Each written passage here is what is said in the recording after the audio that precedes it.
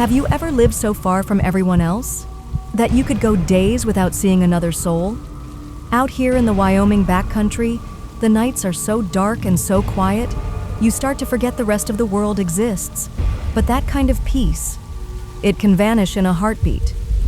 All it takes is one sound you weren't expecting, one knock you can't explain, and suddenly every shadow outside your window feels wrong. That night in 2019, I found out just how quickly isolation can turn into something else entirely. And the worst part, I still don't know if it's over. Catch up with me tonight because we're diving into a true Home Alone horror stories that you won't believe they were actually happened. And it all started with a knock I'll never forget. Good evening, everyone. This is Mrs. Raven, and welcome back to Raven Diaries. Tonight, we turn another spooky page in the diary. But before we begin, be sure to subscribe and follow so you'll never miss a single entry from our spooky collection. Like, share, and tell me in the comments where you're watching from. I'd love to see how far my Raven travels. Now, gather close, dim the lights, slip on your headphones, and prepare yourself for tonight's entry in Mrs. Raven Diaries.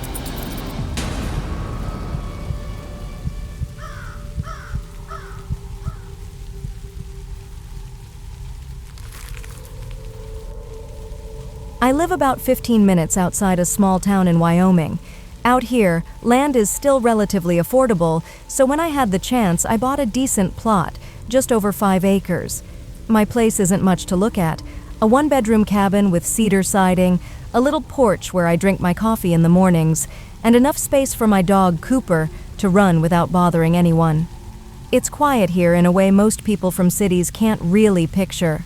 No traffic noise, no street lights, just wind moving through the pines and the occasional distant sound of a coyote at night. The nearest neighbor is almost 2 miles away. That kind of isolation is peaceful. Until it isn't. This happened in the spring of 2019. We were in the middle of one of the wettest months I can remember, 30 days of almost non-stop rain. Not the gentle kind you can take a walk in, but the heavy, cold, soaking kind that turns your driveway into a mud pit and makes the air smell like wet earth. It was a Sunday, my one real day off, and I had zero plans beyond lounging on my couch with a blanket, catching up on a show, and sipping hot tea while the rain kept me company. Around 6:30 that evening, the sky was already a dull, bruised gray, the kind of early darkness that makes the woods feel closer than they are. That's when I heard it. 3 slow, deliberate knocks on my front door. Out here, that's strange. People don't just show up unannounced unless they're lost, or it's an emergency. I almost didn't hear it over the rain hammering the metal roof. When I opened the door, a man stood there, late 20s, maybe early 30s. Rainwater dripped from the hood of his sweatshirt, plastering his hair to his forehead. His skin was pale, and his eyes moved quickly from me to the space behind me, like he was checking my cabin out. He said his name was Kyle, and that he'd been camping in the woods a few miles out. Something had gone wrong, he said, though he didn't explain what, and he needed a place to stay for the night. On one hand, it made sense. My cabin is the closest to that stretch of forest. If he really was out there and the rain caught him unprepared, he would have been in a bad spot. But everything about the way he stood there made my gut tighten. He didn't look cold or winded like you'd expect from someone who had been hiking through the rain. And his tone was flat, like asking to crash at a stranger's house was just routine. I offered him my phone to call someone, friend, family, even the sheriff's office, but he declined instantly, said he didn't need to call anyone, just needed to stay. I told him firmly that I couldn't help him with that. For a moment, his jaw tensed like he might argue, but then he turned without another word. I stood there watching as he walked down the dirt road. About 30 yards away, he stopped, then stepped off the road into the woods, disappearing into the trees. Weird. But I didn't dwell on it. Out here, you get the occasional drifter or lost hiker. I went back inside, locked the door, and returned to my show. I grabbed my pistol from the closet and crouched by the hallway wall, every muscle tight. My heartbeat felt deafening in my ears. When the next blow came, I fired a single shot toward the edge of the doorframe. The blast inside the small cabin made my ears ring painfully. Then, nothing. Maybe 2 hours later, I was half dozing on the couch when a flicker of orange light caught my eye from the back window. At first, I thought it was a neighbor's fire pit, though that would have been odd in the pouring rain. I got up, moved the curtain aside, and my stomach dropped. Through the rain and a thin veil of mist, just inside the tree line maybe 60 feet from my fence, a small campfire burned. It shouldn't have been possible to keep it lit in that downpour, but there it was, flickering weakly under the cover of a massive pine, and next to it, a figure, standing still, holding something long enough to be a rifle. The rain made it hard to tell if they were facing me or the woods. I let the curtain fall and went straight for the phone. I called the sheriff's office, explained there was a trespasser possibly armed on my property. The dispatcher told me a unit would head out, but it could take up to an hour in this weather. When I checked again, the fire was still there. The figure was not. Then came the sound of footsteps. Not hurried, not stumbling. Slow, steady, deliberate, squishing through wet grass, moving toward my house. I moved to the side window, peering out just enough to see him, the same man from earlier, walking past my cabin, a hunting rifle gripped in both hands. His head didn't turn toward the window, but the sight froze me in place. He disappeared from view, and then bang, he slammed his fist or the rifle stock into my front door. The cabin shuddered. When I didn't answer, the hits grew louder, heavier. The second strike splintered part of the door panel, making the wood groan. I grabbed my pistol from the closet and crouched by the hallway wall, every muscle tight. My heartbeat felt deafening in my ears. When the next blow came, I fired a single shot toward the edge of the doorframe. The blast inside the small cabin made my ears ring painfully. Then, nothing. Just the sound of rain again. I waited 5 minutes before moving. Through the peephole, empty porch. But in the mud, clear boot prints led away from the house toward the woods. By the time the deputies arrived, he was gone. They searched the area near the campfire and found something I'll never forget. A duffel bag, half buried, freshly dug up. Inside, lockpicks, duct tape, zip ties, gloves, and a hunting knife. One deputy told me quietly, this could just as easily have been a murder kit. That meant he'd been here before, long enough ago to bury that bag, planning to come back.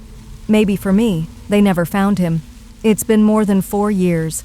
I've added cameras, floodlights, reinforced locks.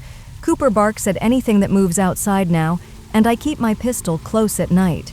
But every time I hear a branch snap or see a shadow move beyond the tree line, I think about Kyle, and I wonder if he's still out there, waiting for a night when I let my guard down.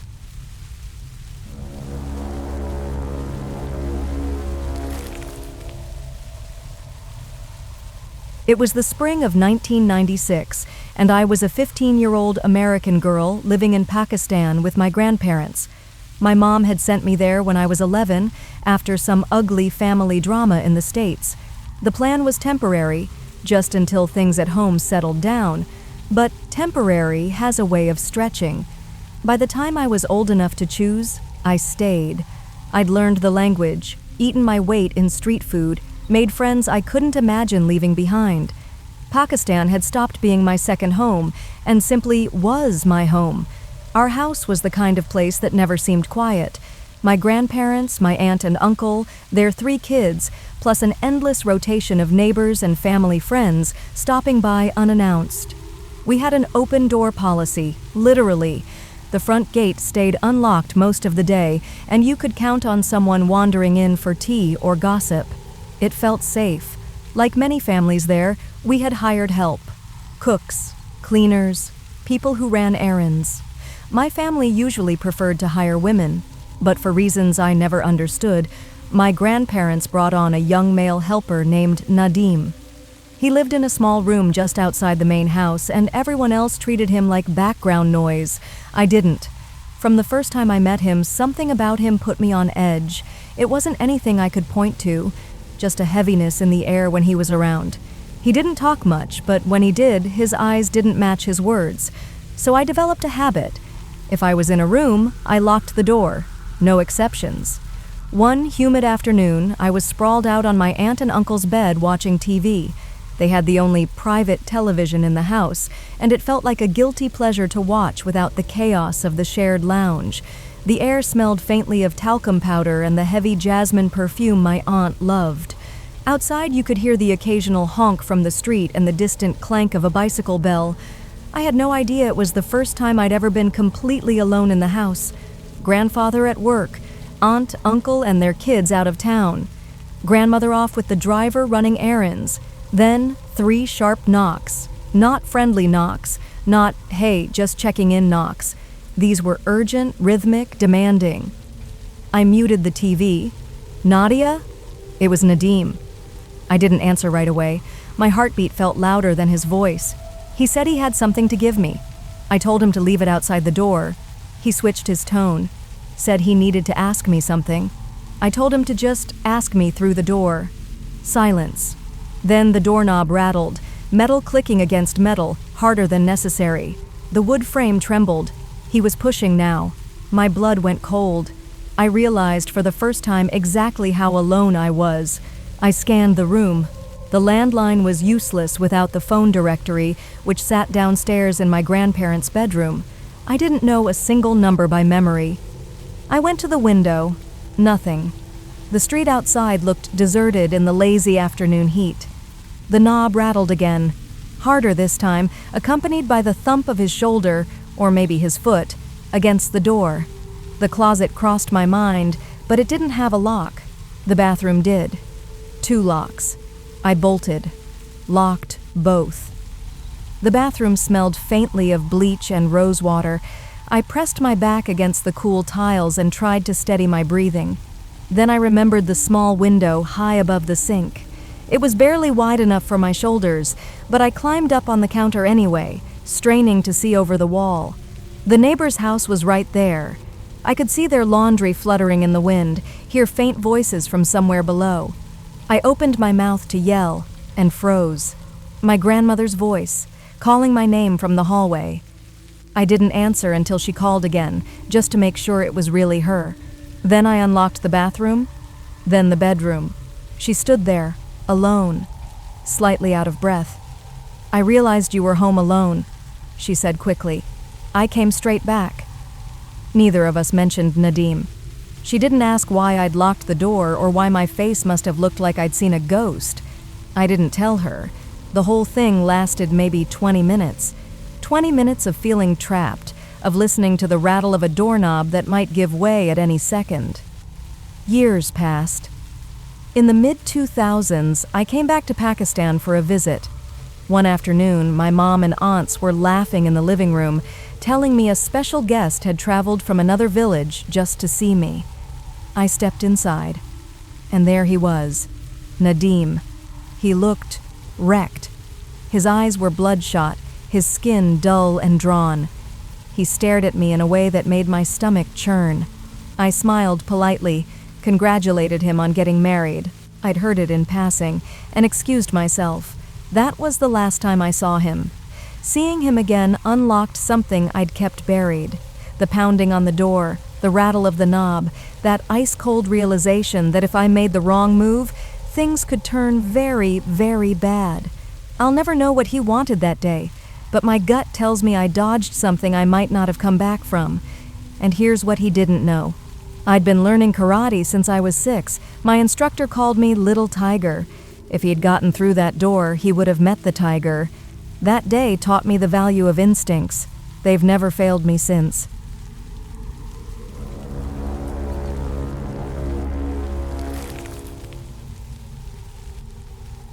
A few years back, I moved to a different state for work and ended up crashing with my cousin, Lila, and her husband, Mark, while I got settled. They had just bought a house in one of those brand new subdivisions, the kind where every home looks like it was copied and pasted, and the grass is so perfect it looks fake. Brand new neighborhoods are like blood in the water for door-to-door salespeople. All day long you'll see them. Water softener guys, solar panel reps, window replacement people, security system pushers, and the dreaded Kirby vacuum crews. They roam in packs, working the area until dinner time. By 5 p.m., they're usually gone. This particular evening, it was just me and my dog, Milo, at home. Milo's a mutt, mostly black lab, but bulkier, with wiry fur and a boxy head. He's the kind of dog who adores people and sulks if you raise your voice. I had never seen him act aggressive toward anyone. Lila and Mark were out celebrating their anniversary. It was spring, so the days were stretching longer, and by 7 p.m., there was still that dim blue light in the sky, fading just enough for shadows to start filling in the corners. That's when the doorbell rang. And before I could even register that sound, there was knocking too. 3 quick raps, like whoever it was didn't want to risk me ignoring them. The front door had one of those oval glass inserts, not the kind you can see through clearly, but enough to make out a figure if you're close. From the kitchen, I could just make out someone standing there. My first instinct was to stay quiet, but unfortunately, whoever was on the porch had already spotted me. The knocking started up again. Milo wandered into the dining room, keeping to the shadows but watching the door intently. The man outside looked to be in his early 20s. Button-up shirt, tie, khakis, the kind of outfit that says, "Trust me, I'm here for legitimate reasons." He was tall and lanky, maybe my height, maybe a bit shorter. He looked like the kind of guy you might see going door to door for a church or summer sales job. It struck me as odd for a salesman to be out this late. Still, I figured I'd crack the door, tell him I wasn't interested, and be done. The moment I opened it a few inches, he launched into a fast pitch about Kirby vacuum cleaners. He wanted to come in, give me a demonstration, just for a few minutes. Yeah, no. First, it wasn't my house to invite strangers into. Second, I know how those demos go. They don't leave until they've worn you down. And even if I wanted a $1,000 vacuum, I couldn't afford it. I cut him off. Sorry, not interested. And I started to close the door. That's when his foot slid into the gap between the door and the frame. I froze. He wasn't smiling anymore. His hands went up, not aggressively, but just enough to hold the door in place. My mind immediately jumped from pushy salesman to something's wrong here. Then I heard it, a low, deep growl behind me. I'd had Milo for 3 years at that point, and I'd never heard a sound like that come out of him. It was primal, the kind of sound that makes the hair on your neck stand straight up before you even know why. Before I could react, Milo lunged. I grabbed his collar just in time, but he was all muscle and teeth, barking so hard it hurt my ears. The man's expression changed instantly, from pushy persistence to wide-eyed panic. His mouth fell open, and for a split second, he looked like he was about to either faint or bolt. Then he stepped back. I'm sorry, wrong house." And he turned and ran. That's when I saw it. A car parked at the curb, engine running. 3 other men inside. The second he reached it, the driver slammed on the gas, and they sped away fast enough to squeal tires. When Lila and Mark got home, I told them what happened. We mentioned it to the neighbors, too, just in case. Here's what stuck with me. Sure, Kirby teams travel in groups, sometimes even 4 people, but they almost always have at least 1 woman in the mix, especially for knocking on doors in the evening. Makes it easier for them to get inside. 4 men, alone, showing up late and splitting roles between talker and getaway car? That doesn't sit right. Maybe they were desperate salesmen trying to meet a quota. Or maybe they weren't salesmen at all. Either way, Milo didn't give them the chance to find out.